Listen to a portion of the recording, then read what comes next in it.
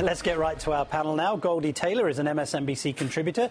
Crystal Ball is my colleague and one of the hosts of MSNBC's The Cycle. And Jimmy Williams is a Democratic strategist and an MSNBC contributor. Welcome to all of you. Chris, if I can start with you. We just saw some forward thinking there from Fox News on Washington State's decision to decriminalize marijuana. Obviously, they don't approve, but a majority, according to a poll this week, are in favor, as you can see, 51%.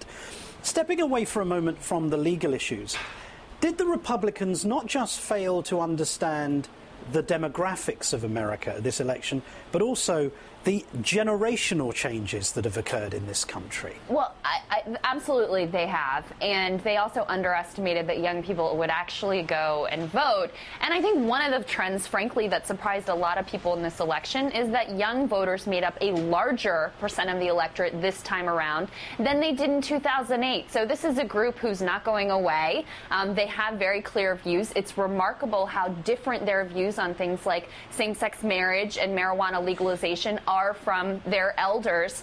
And I think as we move over time, it's sort of inevitable that the country is going to move in that direction, because not only are they more and more coming of age, there's also a feedback loop where they're also talking to their parents and talking to their grandparents and changing attitudes on their own. Right. Goldie, the Seattle Police Department has a unique way of addressing the issue. On its official website, it explains the law, telling people to please keep it indoors. And it ends by saying, and remember, folks, the dude abides, and so can you, with a picture of Jeff Bridges from The Big Lebowski. This must come as a relief to some in law enforcement who are sick and tired of this whole business, aren't they? You know, well, in fact, they are.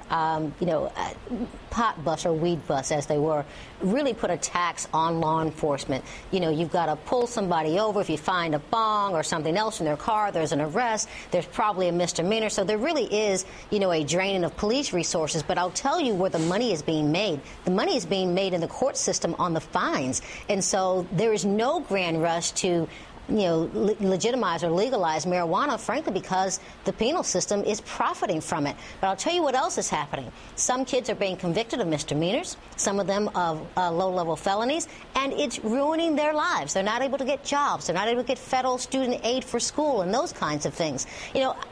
I'm the biggest prude there is on some of this stuff, but if you're smoking it inside your house, there is no chance for contact high for me, then I just think it's your business.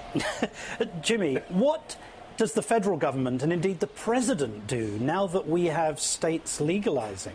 Most people don't know that the federal government considers pot the same as LSD and heroin. Indeed. It's a Schedule I same classification substance. of drug. That's crazy. I mean, heroin. I didn't even know heroin still existed. Apparently it still does. And pot apparently does too. Here's the difference. The difference is you can grow heroin in your backyard.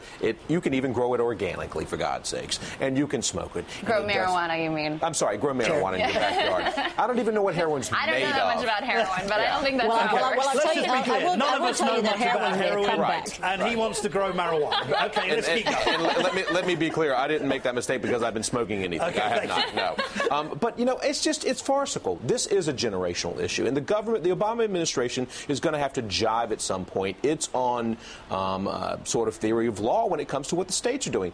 I think a couple of days before, the U.S. attorney out in Washington said, the federal law trumps what you guys are doing. That's just not going to jive at some point. People are going to say, no, enough.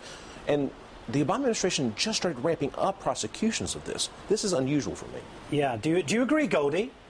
I do agree, except, heroin is making a comeback, and that's really unfortunate. But do I think that the legalization of marijuana will increase its usage? I don't. People who want to partake are already partaking. And so I just think that, we ought to just remove the gloves, let people do what they want to do in the privacy of their own homes, free up our police officers to direct their attention to things that are much more important. These people aren't going to get in the car and drive. Hell, they can't even find their car keys after a good joint. And so, I think the issue really is about criminalizing things and making a pathway for our young boys, chiefly boys, from the high school straight to prison. Yeah. That pipeline is as strong as it's ever been, and I just think decriminalizing marijuana will be one step away from that. Absolutely. Crystal, another change versus just a few years ago is same-sex marriage. Here are the 9 states plus D.C. where it is legal. Another 5 states allow civil unions. You can see them there. And poll numbers now show that it's growing in acceptance as well. What's happened here? There's been a remarkable change in acceptance, and I think it's been sort of, you know, as more But is it because those who have fought for this right have cast it as a civil right? I think that's definitely part of it, and pop culture is a big part of it. As, you know, seeing same-sex couples has become more normal, more mainstream. People are used to seeing it. As that has happened, more gay couples feel comfortable telling people around them, this is who I am, this is my family, and that really changes more. I mean, it's remarkable. There was already this huge generational gap, but now we're seeing major shifts across all generations, and for the first time in this survey that you're referencing, white Catholics, actually majority of white Catholics support same-sex marriage. So that is a remarkable change. Okay, Jimmy, Marco Rubio, who may run for president in 2016, yes. He was asked about his views on same-sex marriage. Let me play you what he said. Here he is. Is homosexuality a sin? Well, I can tell you what faith teaches, and the faith teaches that it is. As a policymaker, you know, I could just tell you that, I'm informed by my faith, and my faith informs me in who I am as a person, but not as a way to pass judgment on people. Okay, so Rubio says his faith informs him that it's a sin, but he's not going to cast judgment on others. He's not going to point the finger. But can Rubio fight an election in that fudge, given what's happening in the country?